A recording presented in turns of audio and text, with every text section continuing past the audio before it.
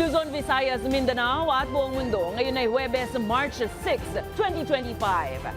Ako si Barbie Mulak at ito ang Balitang A to Z.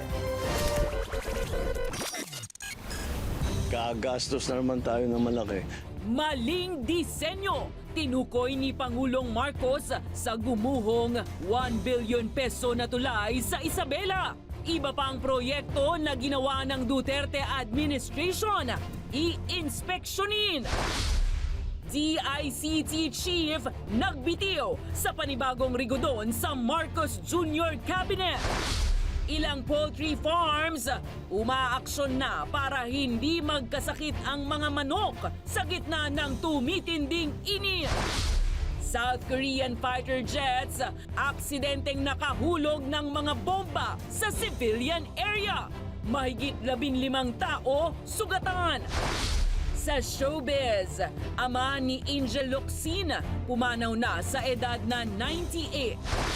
At music video ng SB19 na Damn, pumalo na ng 10 million YouTube views.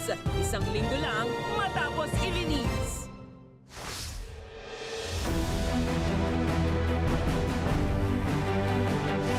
Magandang gabi, pambungad sa ating newscast. Personal na ininspeksyon ni Pangulong Ferdinand Marcos Jr. ngayong Huwebes ang gumuhong tulay sa Isabela noong February 27. Mahinang konstruksyon at disenyo ang nakitang dahilan ng Pangulo kung bakit ito bumigay.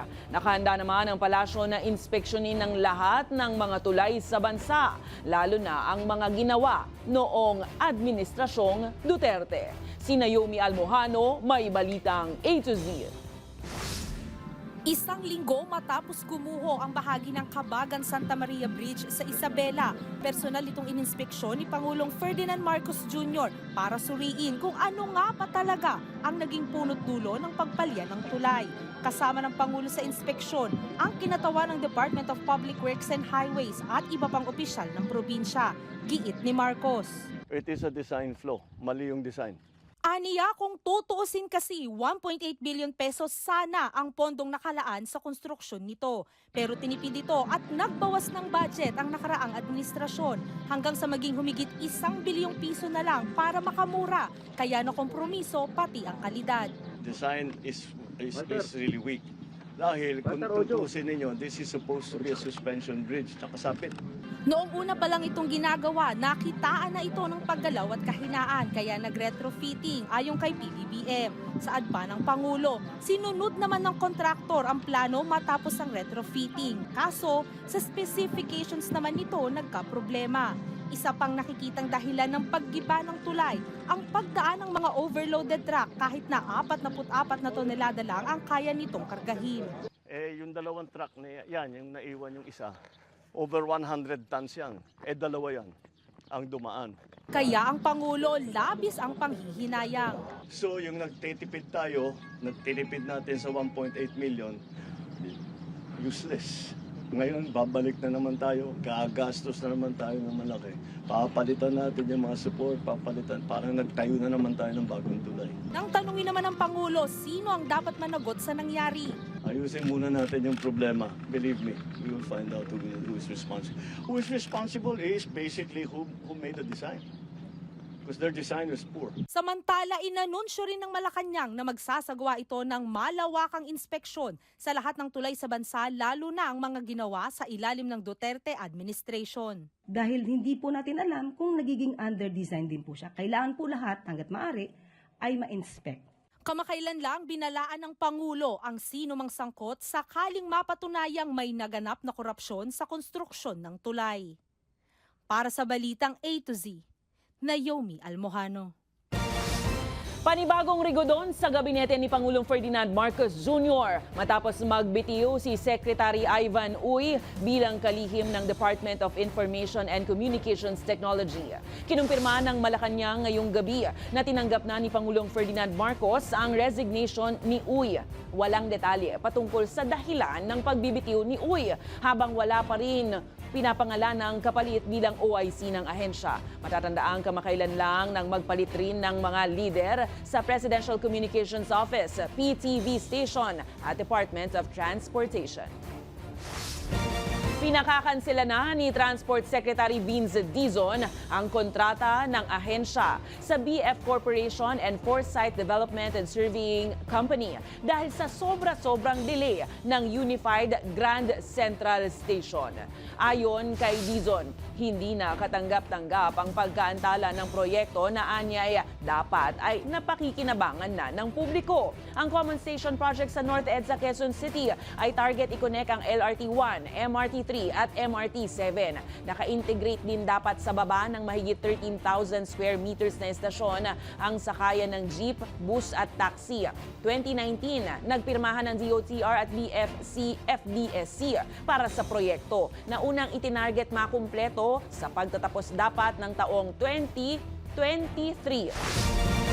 Tumaas ang bilang ng mga walang trabaho at mga manggagawang hindi angkop ang kanilang trabaho sa unang buwan ng 2025.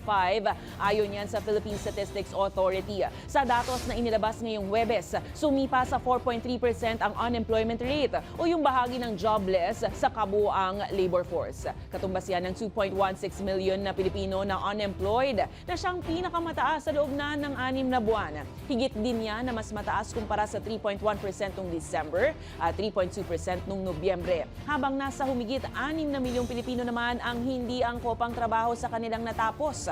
Pinakamaraming nawalan ng trabaho sa manufacturing sector dahil sa mahinang global demand maging sa agrikultura at administrative services. Samantala, kumuunti naman ang mga bakanteng trabaho para sa mga Pilipino.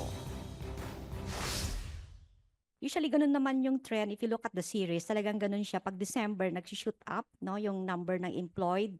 And then suddenly sa January, bumababa na kasi wala ng demand. I mean, hindi wala, kundi na-lessen na yung demand for workers. Tiniyak ng Department of Education na may mga hakbang para mapanatiling ligtas ang mga mag-aaral sa kabila ng matinding init na inaasahang lalala pa habang papalapit ang summer. Ayon kay Education Secretary Sonny Angara, inaayos nila ang mga posibleng schedule ng face-to-face classes. Ang isa mula alas 6 hanggang alas 10 ng umaga, habang alas 2 naman ng hapon hanggang alas 6 ng gabi ang ikalawang schedule. Dagdag din ang mas maraming water at rest breaks, lalo na sa mga silid-aralang walang aircon. Kung suspendido naman ang klase, lilipat ang mga paaralan sa alternative delivery modalities o remote learning, lalo na kung umabot sa 42 degrees ang init o base sa utos ng LGU. Iniutos din ng DepEd ang pagpapabuti ng bentilasyon at pagbabantay ng mga opisyal ng paaralan sa mga epekto ng init sa mga estudyante tulad ng cramps, exhaustion at heat stroke.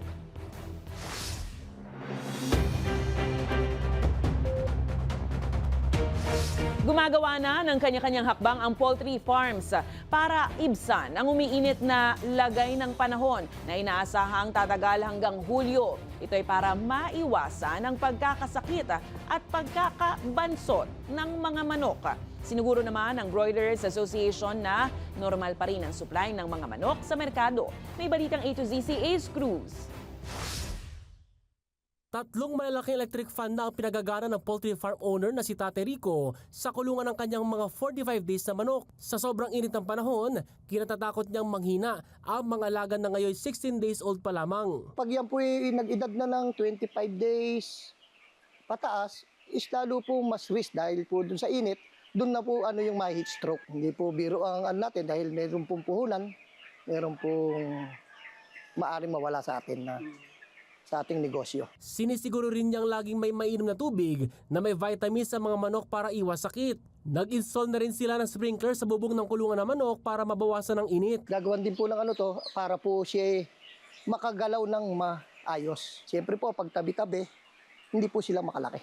Mas mainit? Opo, yung mas mainit po ang nila. Ayon sa United Broilers Raisers Association o BRA, mahalaga ang mga hakbang na ito para masigurong stress-free ang mga alagang manok bilang paghahanda sa mas matinding init ng panahon. Kung minsan hanggang Hulyo na nag-aagaw yung ulan at saka yung labis na init, mas gusto niya yung mainit na tuyo kaysa yung mainit na basa ang kapaligiran o mataas ang humidity. Masirap ang manok noon. Pinag-iingat lalo mga poultry farms sa Central Luzon dahil mas mainit sa kapatagan. yung mabagal ang pagbigat, yun ang nakakasakit. Naladagdagan ng gasto sa feeds bago ka maka-harvest. Daan libo yun. Depende sa capacity ng farm mo. Pagkabansot ng mga alagang manok ang isa sa mga iniiwasan. Ayon sa ilang poultry farmers, tuwing mainit ang panahon, gaya ngayong Marso, ay maliliit yung inilalabas na itlog ng kanilang mga layered chicken. Gaya nito, tinan nyo itong nilabas na itlog, parang kung susumahin, pang small size lang ito.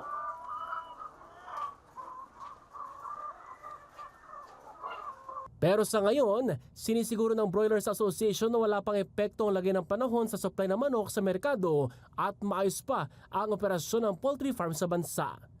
Para sa Balitang A to Z, Ace Cruz. Nakatakdang ipatupad sa Lunes, March 10 ang maximum suggested retail price o MSRP sa karneng baboy. Ayon sa Department of Agriculture, 350 pesos kada kilo ang MSRP sa kasim at pigi, habang hanggang 380 pesos naman por kilo ang itatakda sa liempo. Nakatakda namang reviewin ng ahensya ang magiging epekto ng pagpapatupad ng MSRP matapos ang isang buwan. Sa ngayon, naglalaro sa higit 380 hanggang mahigit 400 pesos na ang kada kilo ng karneng baboy sa mga pamilihan. Gustong ipasara ni Senator Raffy Tulfo ang All Hands Beach Resort sa Subic sa Zambales, kung saan nasawi ang isang 5 taong gulang na bata dahil sa dangerous box jellyfish nung nakaraang taon. Sa pagdinig ng Senate Committee on Women and Senate Bill 2971 o Child Tourist Safety Act, binanatan ni Tulfo ang resort na umano'y patuloy na nag-ooperate sa kabila ng cease and desist order. Ayon sa ina ng biktima, walang babala, walang lifeguard at wala ring emergency protocol sa resort. Habang sinabi naman ng DOT na hindi accredited ang resort at nasa kapangyarihan ng LGU ang posibleng pagpapasara. I want it shut down. O at least man lang. Kasi matigas naglagay ng cease and desist order. Tinanggal. Kita niyo yung napakatapang ng apog ng may-ari nito. Sino ba ito? Sino bang connection niya? Kasi insulto naman po, may namatay na bata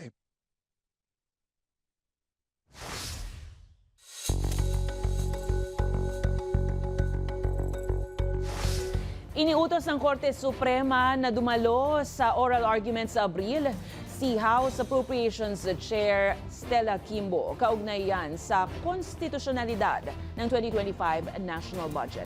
Ang petisyon na pinangungunahan ni dating Executive Secretary Vic Rodriguez ay tumutuligsa sa di umano'y paglabag ng General Appropriations Act, kabilang ang hindi paglalaan ng sapat na pondo sa PhilHealth, sobrang taas na infrastructure budget kumpara sa edukasyon at mga blankong items sa bicameral report. Kinumpirma naman ni Solicitor General Menardo Guevara na dapat ring dumalo ang Technical Working Group staff ng Kamara at Senado. Inaasahang aabot hanggang April 3 ang pagdinig. Tapos na po ang pagiging dominant majority party sa bansa ng PDP laban na siyang partido ni former President Rodrigo Duterte. Sa resolution ng COMELEC, tinukoy bilang bagong dominant majority party para sa darating na halalan ang lakas Christian Muslim Democrats ni na Speaker Martin Romualdez, former President Gloria Arroyo, Senator Bong Revilla at iba pa. Tinukoy naman muli bilang dominant minority ang Nationalista Party na siyang pinamumunuan naman ng pinakamayamang tao sa Pilipinas na si Manny Villar, kasama ang buong mag-anak nitong sina Senator Cynthia Villar, Mark Villar at senatorial candidate Camille Villar. May ilang benepisyo ang pagiging dominant majority at minority pagdating sa bilangan ng boto. Kabilang dyan ang prioridad sa pagpupwesto ng poll watchers. Mabibigyan rin sila ng printed copy ng election returns at may access sa sariling server para sa quick count at counter-checking ng mga boto.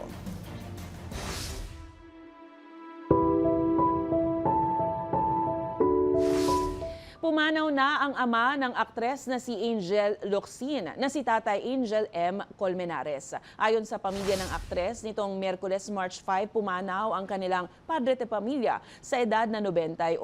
Nagpapasalamat naman ang pamilya sa lahat ng mga nagpaabot ng pakikiramay at nagpadala sa kanila ng mensahe ng pag-asa. Gayunpaman, humihingi sina Angel ng privacy para taimtim na maipagdasal at makapagluksa sa pagpanaw ng kanilang mahal sa buhay. Nakikiramay po ang Balitang A to Z sa pamilya Colmenares.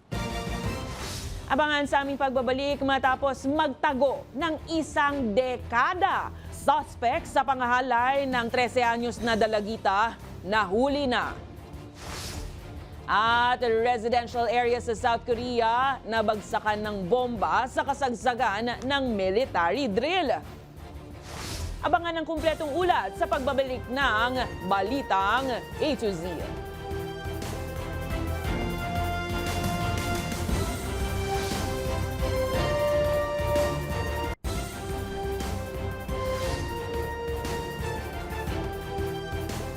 Arestado ang suspect sa pangahalay sa isang 13 anyos na dalagita noong 2014 matapos magtago sa loob ng mahigit isang dekada. Kumikilos naman ngayon ang Women's and Children's Desk ng Manila Police District para lutasin ang mga pending pang kaso ng karahasan laban sa mga babae at bata. May balitang A to Z si Kim Salinas.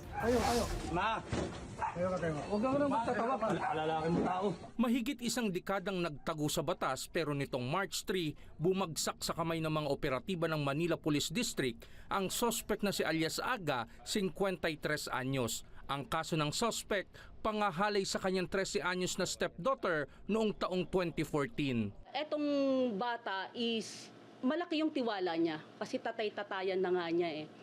Kaya lang po sa tuwing umaalis yung nanay, doon niya sinasagawa yung bagay na hindi dapat doon sa bata. Batay na rin sa direktiba ni PNP Chief Romel Marbilla na aksyonan ang mga pending arrest warrant.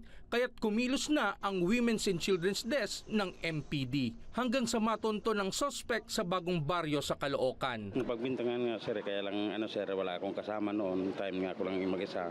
Sana maawa kayo po sa akin nga hindi wala naman akong nagawang mali sa inyo po. Alinsunod sa batas, walang statute of limitation ng kasong rape. Ibig sabihin, kahit matagal nang nangyari ang krimen ay maaari pa ring maghain ng kaso ang rape victim laban sa suspect.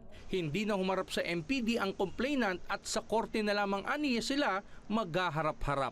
Sa datos ng Women's and Children's Concern Section ng MPD, nasa 166 ang kanilang hawak na kaso noong taong 2024 na may kinalaman sa karahasan laban sa mga babae at bata. May mga gender-based cases tayo na hindi nabibigyan ng pansin dahil nga sa sobrang dami ang hinuhuli ng warrant section natin. Dahil sa tambak na ang trabaho ng MPD Warrant Section, naging inisyatibo na ng Women's Desk na aksyonan ang pagtugis sa mga sospek. Huwag po kayong matakot.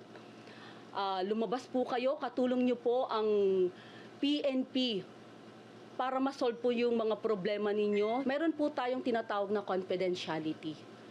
Yung kanilang mga kaso, sikreto po namin yan na iniimbestigahan at hindi po namin basta nilalabas. Paalala ng Women's Desk, mahalaga ang partisipasyon ng publiko pati mismong mga biktima ng pang-aabuso para makamit ang hustisya at maipaglaban ang karapatan ng mga babae at bata. Para sa Balitang A to Z, Kim Salinas. Tinuligsa ng Malacanang ang naging pahayag ni Davao City Mayor Sebastian Duterte na masyadong maluwag daw ang kasalukuyang administrasyon sa mga kriminal na umano'y nagpapalakas ng loob ng mga lumalabag sa batas. Sa palace briefing ngayong Huwebes, kinuwestiyon ni PCO Undersecretary Claire Castro ang basihan ng mga paratang ni Duterte. Anya, mas mataas ang crime rate nung termino ng kanyang ama na si dating Pangulong Rodrigo Duterte. Dagdag pa ni Castro, dapat i-research ni Mayor Baste ang tunay na records at kumonsulta sa mga abogado bago magbitiw ng mga alegasyon. Siguro po bago po magbintang at magparatang, si Mayor Baste patungkol sa di umanong leniency ng Pangulo, ng kasalukuyang administrasyon patungkol sa pagsasagawa ng krimen, tignan niya po muna at araling mabuti, makipag-usap sa mga abogado, para malaman kung ano ang totoong records. Mas mataas po ang crime rate sa panahon ng kanyang ama.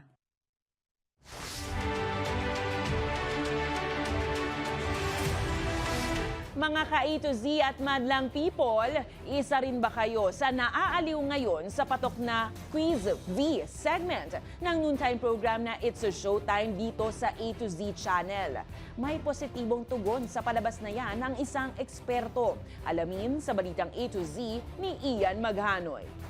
Handa na, Yun ang maganda, handa. Ano po itong pambansang institusyon ng Pilipinas na nakatutok para magbigay alam sa mga kilos at kalagayan ng mga bulkan at mga tsunami?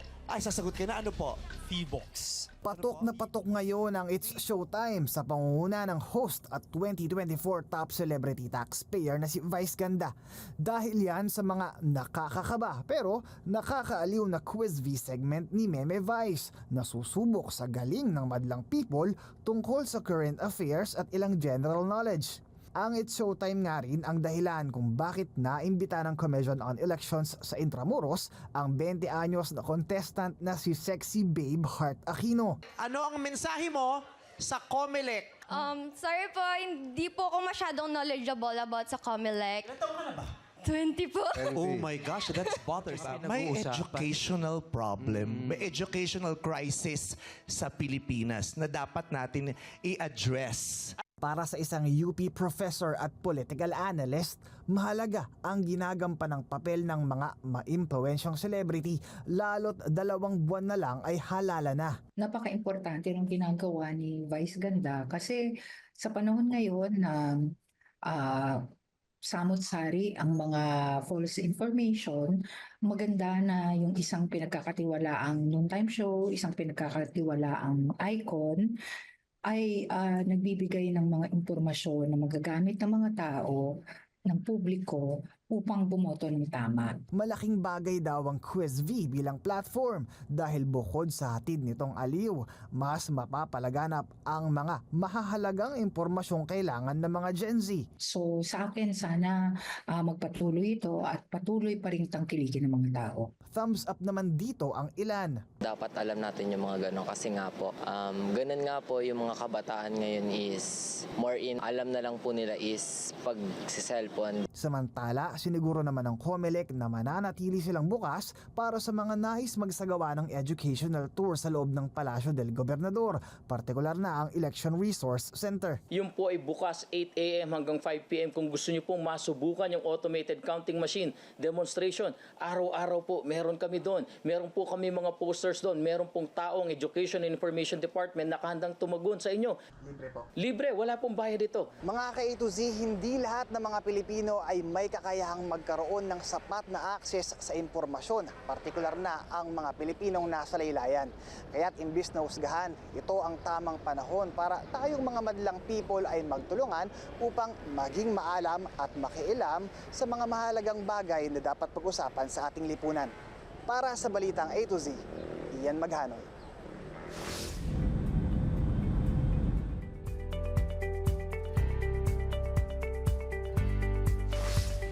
Hindi bababa sa 15 sibilyan ang sugatan matapos aksidenteng mabagsakan ng bomba ang isang bayan sa Pocheon, South Korea sa kasagsagan niya ng military drills ng kasundaluhan. Nasira din ang ilang gusali sa gitna ng pagsasanay. Ayon sa ilang ulat, mali umanong coordinates ng area zone ang naipasok ng piloto.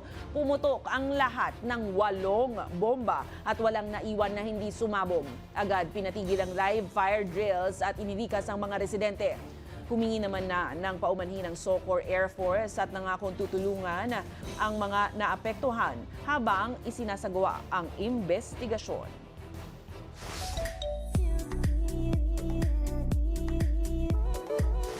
Nagkaroon ng pagkakataon si Reyna Hispano-Americana 2025 via Mate nang magbigay ng talumpati sa kanyang pagbisita sa Department of Justice. Sa Instagram, ibinahagi ni Dia ang kanyang lubos na pasasalamat sa kagawaran sa pagkilala sa kanyang karangalan at para mabigyan siya ng pagkakataong makapagsalita patungkol sa women empowerment kasabayan ng pagdiriwang ng Women's Month ngayong Marso. For me, winning Reyna Hispano-Americana was not just a personal achievement. It was a testament to the power of perseverance and self-belief Many people doubted my capabilities, believing that I could not win, I was not strong enough, or I did not belong at an international pageant stage. But I refused to let their doubts define who I am. And instead, I turned the skepticism into fuel. I worked harder, I stood taller, and I embraced my journey with confidence. Susunod, wala pang isang linggo. Music video ng SB19 na Damn tumabo na ng 10 million views sa YouTube. At EXO member na si Kai, may solo world tour kabilang dito sa Maynila. Kung kailan yan, abangan. Tutok lang, kayo ay nanonood pa rin ng Balitang A to Z.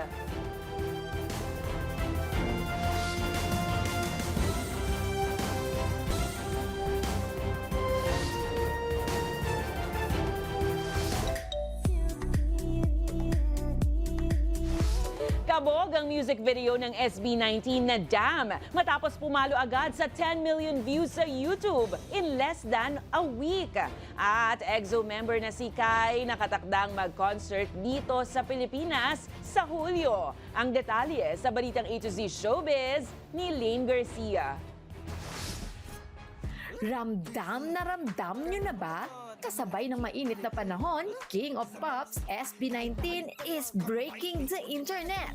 Matapos agad pumalo sa 10 million views lang naman ang kanilang newest music video ng latest single nilang Damn sa YouTube in just 6 days. Damn believable, di ba? Ang nakakabilib at masayang balitang yan ibinahagi mismo ng SB19 sa kanilang social media page. Sa nasabing music video, makikita ang napakagandang production design at awiting siguradong mapapaindak ka. Bakit ba nagkaganto? Ang daming tukso, bawat takpang laging may gulo. Pagkamalas, Ang Damn ay pre-release mula sa kanilang upcoming extended play na Simula at Wakas, na kasalukuyang #1 trending music video sa Pilipinas. Go, ATNs! Samantala, Kai is coming to Manila. Nakatakdang bumisita sa Pilipinas ang K-pop star at EXO member na si Kai para sa kanyang Kai On Solo World Tour concert na gaganapin sa Araneta Coliseum sa July 27. Bukod sa concert in Manila, magpe-perform din si Kai sa Kuala Lumpur, Macau, Jakarta, Singapore, Taipei, Bangkok, Yokohama at Hong Kong. Habang inaabangan na rin ang paglabas ng 4th mini album ni Kai sa darating na Abril. Exciting! Para sa Balitang A to Z Showbiz, Lane Garcia.